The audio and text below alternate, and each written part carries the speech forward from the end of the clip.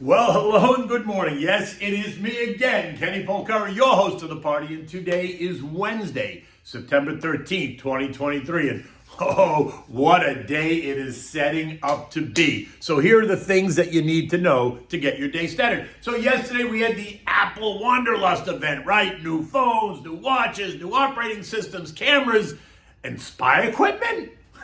Come on, really? Tech continues to struggle. Or could it just be that it's overvalued? Today we're going to get the CPI report for August. So let the countdown begin. T-minus 120 minutes until we get hit with that headline. Oil kisses $90 a barrel. OPEC raises demand outlook for 2024. And what does the Farmer's Almanac have to say about all this? The dollar's up, gold is down, yields are up. And what do we have for dinner? Well, this is really dessert. And we're having Giuseppina's apple cake. So we'll get to that in a moment because it is delicious. Yesterday, the Dow lost 18 points. The S&P gave up 25 points. The Russell ended flat, while the transports lost 83 points. It was the NASDAQ that got punched in the face, right, as it lost 145 points, or 1%. The routed technology seems to be the result of a very weak Oracle report that was down 13%, and what traders and investors expect from today's inflation report. Well, maybe not. I mean, the expectation is for rates to remain steady. The expectation is for CPI and tomorrow's PPI to rise on the top line for both month-over-month and year-over-year reports. The expectation is for the Fed to reconsider a move in November and even December. Recall Nikki Timrose, floated that idea on Sunday. And investors know this. None of this is new news. So then, why the pressure? Well, maybe they don't believe it. Maybe inflation is going to be stronger than the estimate, right? And if that's the case, then watch out because it's already expected to be up 0.6% month over month. So is the market telling us that it thinks CPI will be stronger?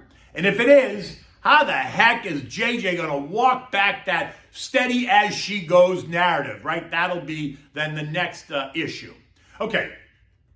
Or was the tech wreck yesterday just the idea that valuations are too rich for the current environment? Recall the other day I told you that the tech sector was trading at 25.6 times forward earnings, well ahead of the longer-term average of 18% for the group and well ahead of the 20 times that it was on January 1st. So is it just a recognition that these names are just slightly ahead of themselves? Are they overvalued? And with so much uncertainty at the moment, some investors are just taking money off the table ahead of what could be a more volatile time over the next 4 or 5 weeks. Remember, it is September, October.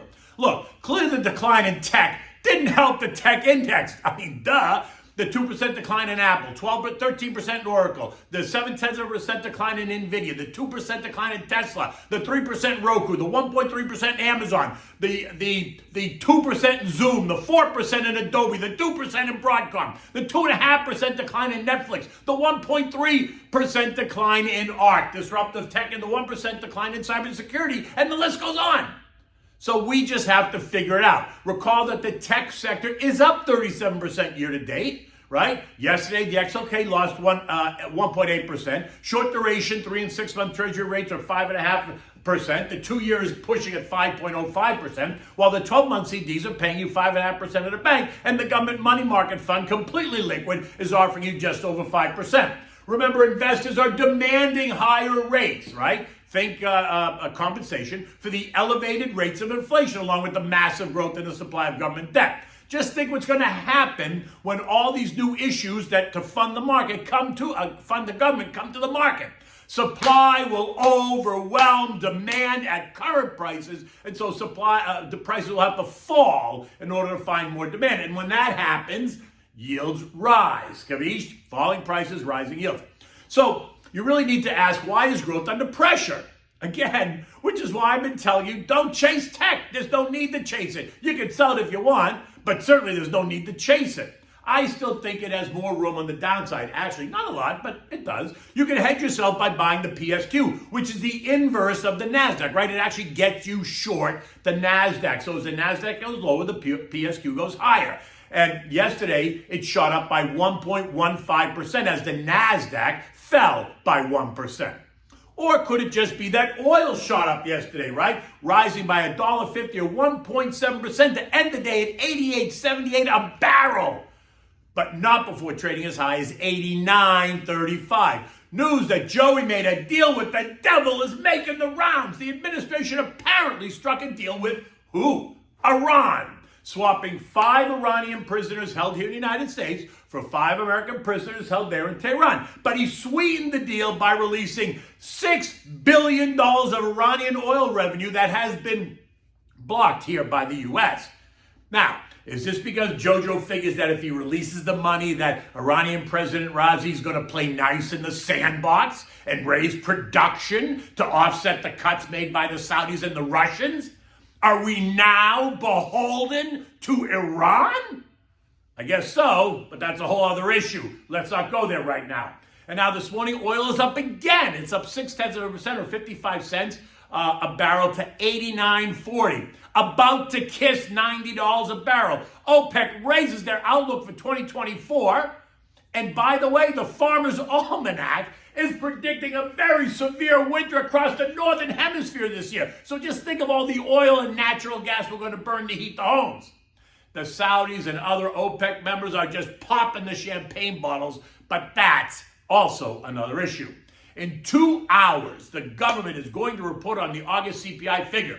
You can feel the tension. Futures suggesting some more weakness. Not much, but futures are down, not up.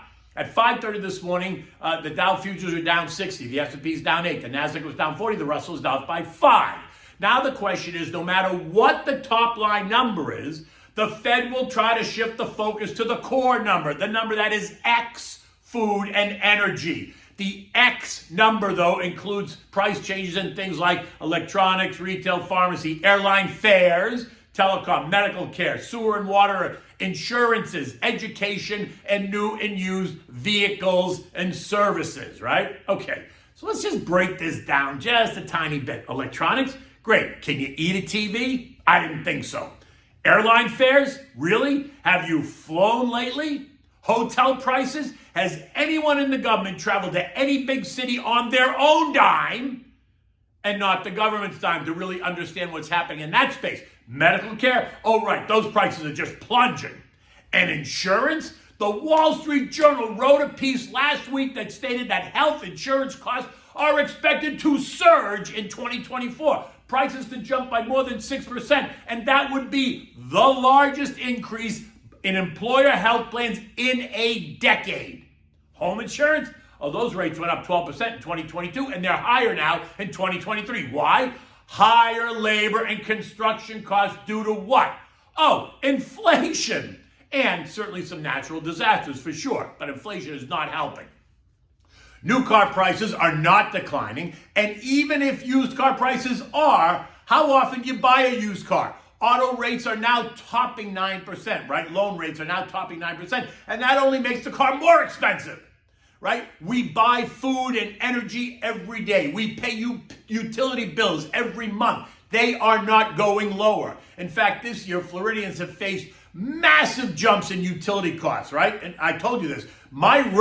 The rate rose by 18%, yet my bill went up by 40%. So you do the math. Utility costs are not coming down. So I wonder where exactly the government is seeing all these lower prices. Now remember, the math can be misleading. Year-over-year comparisons will naturally trend lower as the high ones at one end of the scale get dropped off and they're replaced by lower ones in this newest month. But let's not misunderstand. Prices are still going up. They are not going down. And while the Apple Wonderlust event was also very exciting, it did nothing to create excitement in the markets or actually even in the stock. And this morning, Apple's actually quoted down 70 more cents at 175.50. Headlines out of Beijing suggesting that China has flagged security issues with the iPhone. Can you believe it? Chinese Foreign Minister spokeswoman Mao Ning says this. We noticed that there have been many media reports around security incidents concerning Apple iPhones. Security incidents? Is that what she said? Now that's comical. Considering that China has installed all kinds of spying equipment in our TVs, in our cars, our homes, and our phones. right? Did you not see the latest reports out of Axios about how your car is now spying on you? And automakers are selling the secrets to who? The highest bidder. The report details it like this, and I quote, "Cars are now computers on wheels. They have unmatched power to watch, listen, and collect information about what you do, what you say, and where you go. That information is then shared or sold to data brokers, law enforcement, and China." Okay, the China part was me, right? That wasn't really in the report, but it probably should have been. As a result, China has expanded its ban on the use of iPhones at any state-run and state-backed company and agency. And so that's going to prove to be a slight headwind for Apple in the near future. But guess what? Christmas is coming, and Timmy didn't raise the price for the latest iteration of the iPhone. It's still $1,200 to buy it. And don't forget, that's exactly how Apple trades going into and then after these annual events, right? This is not new. And remember, in the end, it's still Apple. So where's it really going? European markets are lower as stagflation concerns mount. The UK economy contracted by 0.5% in July. The expectation was for a decline of 0.2%. And in the latest sign of trouble, UK mortgages in arrears are now at a 7-year high. Foreclosures can't be that far behind, and the latest GDP figures is suggesting that a mild recession has already begun across the country, right? All while many still expect that the Bank of England is going to raise rates by 25 basis points next week from 5.25 to 5.5. Markets across the zone are all down this morning between 0.4 at the UK and 1.2% with Spain. Everything else is in between. Gold is trading down $2 at $19.33 an ounce, while the dollar is really holding steady. It's up 6 cents at 104.77. The S&P ended the day at 44.61, down 25 points, after trading as low as 44.56 before recovering just a bit. We are now 20 points below trendline resistance, and we are again in the 43.50, 44.80 trading range. Recall, I did not expect us to pierce 44.80 the other day with any gusto, and in fact, I thought we would fail, and we did. Today's report will be the focus. A weaker number could cause a sudden surge up and through 44.80, and that would take us to 45.50 in a flash, while a breakdown and a stronger number could absolutely send us to test support at 43.50.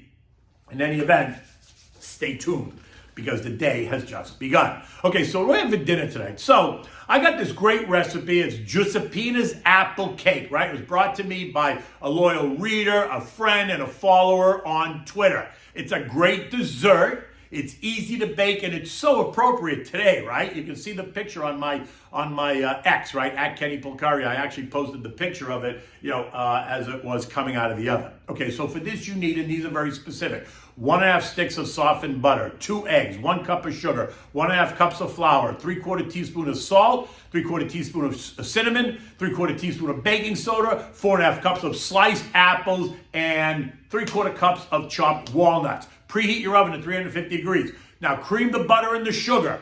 Add the eggs. Mix it. Now sift in the flour, the salt, the cinnamon, the baking soda, and into the cream mixture. Right? Mix it well. Now, next, add the apples. Right? The cut up apples and the nuts. Mix it. Now place all of this in a greased 8x8 pan. Put it in the oven and bake it for 1 hour, or until the top is nice and golden brown the way it looks in the picture. Remove it and let it cool. Well, maybe not, because warm apple cake is delicious as well. All you have to do is add vanilla ice cream, and it becomes a wonderful and even better dessert, because nothing like, apple pie and ice cream, but in this cake, it's going to be apple cake and ice cream. One way or the other, it is delicious. Now, look at this. The sun is out. It's a beautiful day here in South Florida. The storm that was brewing off the Atlantic has now veered north, and it's on its way up to Nova Scotia. So I think the whole East Coast of the United States kind of lucked out on that one. We are not getting hit by that latest storm when it was assumed that maybe we would have. In any event, we got time to, the clock is ticking, the CPI is almost out. So stay close and stay tuned, and until tomorrow, take good care.